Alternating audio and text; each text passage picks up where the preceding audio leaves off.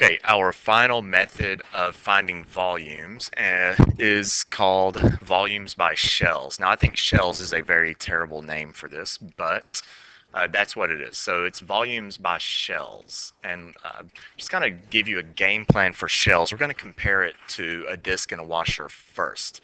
If you remember the idea behind the volume by a disc or a washer, is you drug a disc or a washer through a region, and then you added up all the areas of those cross sections as you moved through the region.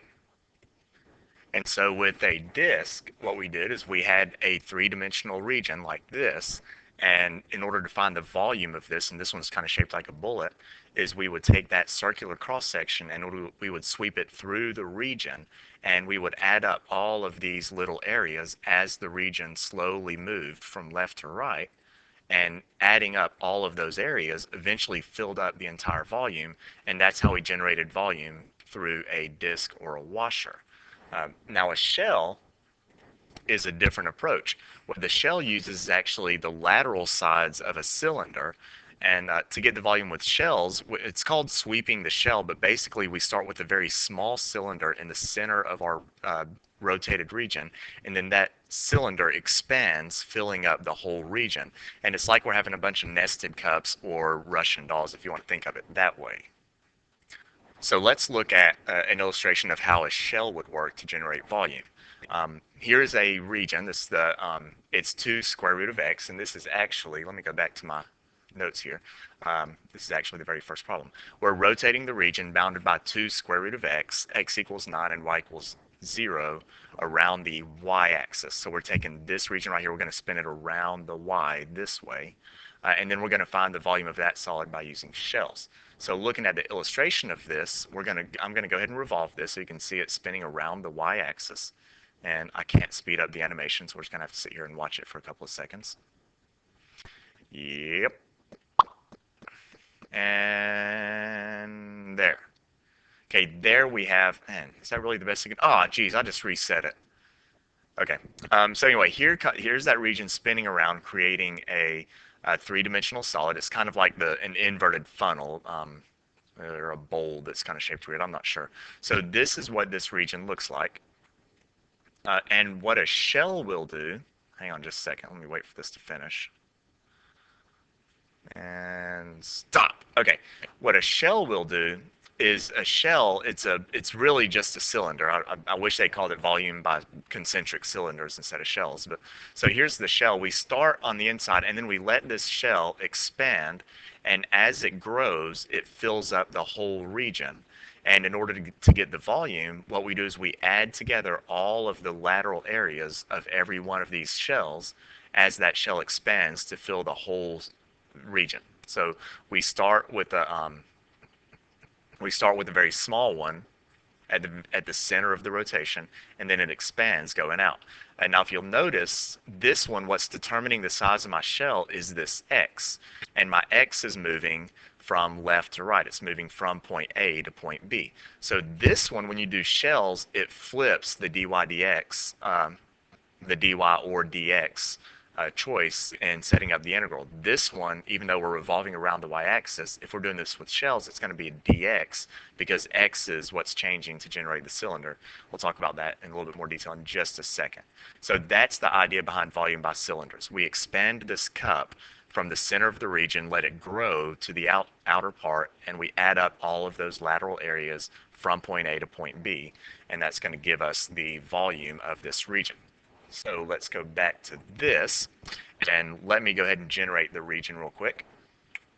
All right, there is our region, and I'm going to draw one representative shell here. Let's see how I can do with this. I'm going to try to make my circle a little bit thinner here. All right, so I'm going to have a circle, or the top of my cylinder, and then we're going to drop straight down from the sides. Oh, geez, I kind of missed. Oh, well. And then technically we do have another little circle at the bottom of this cylinder. So there is our shell. And what we're doing is we're adding together the lateral area of that shell as it starts really small and it expands to fill the whole region. Well, the lateral area of the shell is 2 pi RH. It's the circumference of that bottom circle times the height of the cylinder. And what we have to do is determine what is the radius and what is the height. Well, the radius of this shell is determined by whatever the x coordinate is right there. So our radius is simply going to be x. At the very beginning, I have a radius of 0. As I move out, I'm going to hit a radius of 1, a radius of 2, a radius of 3, a radius of 4, and I'll eventually stop with a radius of 9. So whatever x coordinate I am on the x-axis, that's our radius. The height is determined by the actual function, and my function is 2 square root of x. So when I plug this into my integral, it's going to be 2 pi. I'm going to go ahead and pull out the constant, and we're going to add up all of those lateral areas, x times 2 root x, all the RH's. This is a dx because my radius is going from an x coordinate of 0 and it ends at an x coordinate of 9. And there's our integral to solve for this volume by shells. I'm going to pause this while I work out the integral because you should hopefully at this point in time be able to evaluate this integral. And there is our volume. Let me scroll back up so you can see the rest of it. And there our volume ends up being this. I did not clean it up, but if you needed to, if this were a multiple choice question or something, then you could go on and continue cleaning up. But there is our volume. So we start just the lateral area of a cylinder, which is 2 pi RH, and then we need R and H in terms of the function or in terms of X in this case. So there is number 1, volume by shells. Okay, let's try this one. Another region, this one is x squared plus 2, 3. We're looking at this region right here in the first quadrant. And pay attention to things like in the first quadrant because that also implies that the x-axis and the y-axis are boundaries. And I'm going to take that region and rotate that also around the y-axis, just like the last one. And we're going to use shells. So let me rotate that around. There we go. So that reflects over, and this is actually creating a 3-dimensional shape. And I'm going to draw the representative cylinder because it helps me with my planning. So let's draw the cylinder here. Let's see, we're going to have the top of the cylinder right there. Then we're going to have the sides dropping down right there. So there's my cylinder. And we need the lateral area of that cylinder. Remember, lateral area is 2 pi RH. I need to get the radius and the height in terms of, in this case, it's a dx. If you rotate around the y-axis, if it's a shell, this is a dx problem. It's the opposite of what you would do by discs or washers. And before I continue with this problem, I'm going to pull my shell out of the way, and then I'll come right back. I should have talked about this at the beginning. But think about this problem as if it were going to be done by discs or washers. All right, so if we were going to try this with discs, we run into a problem because for the first part of this region, we actually have discs. And we'll raise up and we have a disc, and we have a disc until we get to 2, and then suddenly this thing turns into a washer problem halfway up. So if you wanted to try doing discs or washers, you have to actually set up 2 integrals for the 2 different regions. For the 2 different approaches needed. So one of the benefits of using a shell is that with the shell, I can get the entire volume with only 1 integral. So let's set this one up. My radius of this cylinder, my radius again is simply determined by the x coordinate. So radius is my x coordinate wherever I am right here. And then my height is determined by the function, and my function is x squared plus 2. So height is x squared plus 2. And then we roll that into our antiderivative. I'm going to pull the 2 pi out. That's a constant. Area from. Now my radius, my x's, start at 0. I can start with the 0 radius, and I will extend the radius all the way out until I get to 3. My smallest radius is 0, my largest radius is 3, and then it's x, my radius, times x squared plus 2 dx. To solve this integral, I would distribute the x. I suppose you could make it tricky and use u substitution, but why bother when you can distribute? And then I'll pause this while I finish working it out. There we go. And there's your ugly, unsimplified answer right here. I was uber lazy. I didn't even do 3 squared. Oh, geez, that was a horrible rectangle. Let's try that again. Let's just shift it up. There we go. All right, one more problem. Got this region, y squared plus 3, which is a parabola opening to the right with a vertex at an x-coordinate of 3. The line x equals 7. We're rotating this one around the x-axis. And that means that since we're rotating around the x-axis, this one's actually going to be a dy with shells. Well, with shells, we've got to find the lateral area, which is 2 pi RH. So let me draw a representative shell on this one. Now, this shell is going to be a little bit different because man, that's a fat shell. Let's make that a little bit thinner. Because my shell this time is not sitting on either the x or y axis. If your shell is sitting on an axis, it makes it a little bit easier.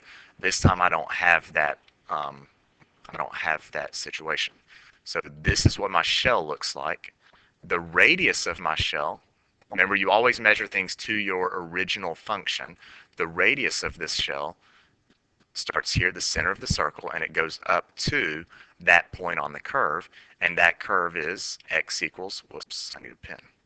X equals y squared plus 3. So my radius, oh geez, now see there's where I just messed up. Remember, everything is in terms of y. The radius is actually just whatever the y coordinate is. So my radius, if my cylinder is right here, my radius is simply that y coordinate. From there to there, whatever that y coordinate is. At a very small, when I first start, my radius is going to be near 0. So my radius is simply y. Now the height is going to be measured right here. This is my height from this point all the way down to this point. There's the height. Now the height, if I'm going to measure that, that's the distance between 2 points. We're going to say right point minus left point. My right point is on the line x equals 7. My left point is on the parabola x equals y squared plus 3. So that's where the y squared plus 3 comes into play. I tried to use it for radius a second ago and almost messed myself up. My radius does clean up. That would end up being 4 minus y squared. And then once you identify, not my radius, my height. Once you identify your radius and height, then you can throw it into the antiderivative. 2 pi, my radius is y, my height is 4 minus y squared. And we're going from my smallest radius is 0. My largest radius is at this point. Now, I don't know what that y coordinate is. I need to know what that intersection is. Since I know that x is equal to 7, what I could do is take that y squared plus 3, set that equal to 7, and you get a y coordinate of 2. And that's going to be my largest radius. So I'm going to go from 0 to 2. There's the integral, and this one, again, just like the others, is a pretty straightforward antiderivative. So let me pause it, and I'll work that out. There we go, and that is our answer right here. Ugly, unsimplified, but there you go. Y'all can clean it up and do the arithmetic if you want. So there's your idea behind volume by cylinders or by shells. You find the lateral area of the shell, then you have to find those equations for R and H and integrate.